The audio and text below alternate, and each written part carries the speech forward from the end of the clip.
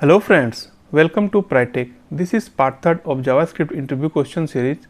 In this video, we will learn what are undeclared and undefined variables, difference between undeclared, undefined and null, why 20 plus 10 is 2010 not 30, what is the output of 20 minus 10, what are the different pop-up message boxes in JavaScript, what is inline JavaScript code, what is external JavaScript code, what are the advantages of external JavaScript over inline JavaScript, why we need both client side and server side validation, is it mandatory for a JavaScript statement to end with a semicolon?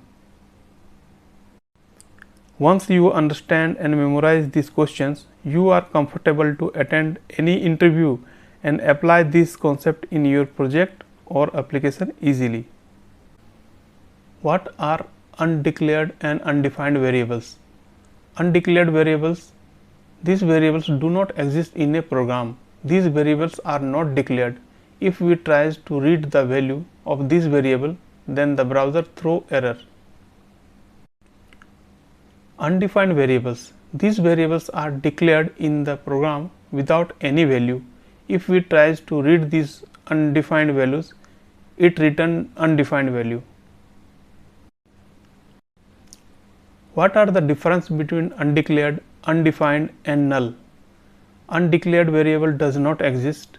Undefined variable exists but does not have anything assigned to them. Null variable exists with null value.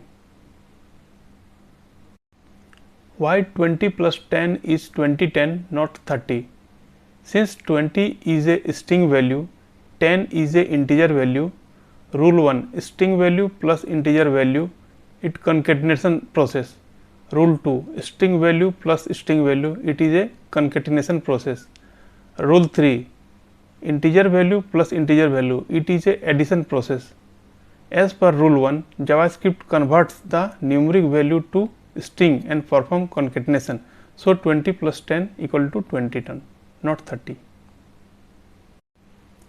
What is the output of 20 minus 10? Rule 1 string value plus integer value concatenation process. Rule 2 string value plus string value concatenation process. Rule 3 integer value plus integer value addition process. Rule 4 string value minus integer value addition process. If you use a minus operator, numeric value is not converted to string. So 20 minus 10 is 10. What are the different pop-up message boxes in JavaScript? JavaScript provides different built-in function to display pop-up messages for different purpose. Alert box to display a simple message. Confirm box to display a message and take user confirmation on it. Prompt box display a pop-up to take a user input value. What is inline JavaScript code? Inline JavaScript code stored on the HTML page. We will write our complete JavaScript logic in HTML page. This is a bad approach because maintain the code is very difficult in this approach. What is external JavaScript code? External JavaScript code stored on separate JavaScript file. We will write our complete JavaScript logic in separate JavaScript file. This is a good approach because maintain the code is very easy in this approach. What are the advantages of external JavaScript over inline JavaScript? The main advantages of external JavaScript over inline JavaScript are maintainability. External JavaScript file referenced on multiple pages in the application. For any change, you can change it only one place. Inline JavaScript duplicate the code on every page.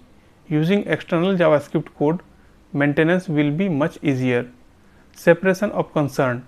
It is always a good practice to separate HTML, CSS and JavaScript as it makes it easier working with them.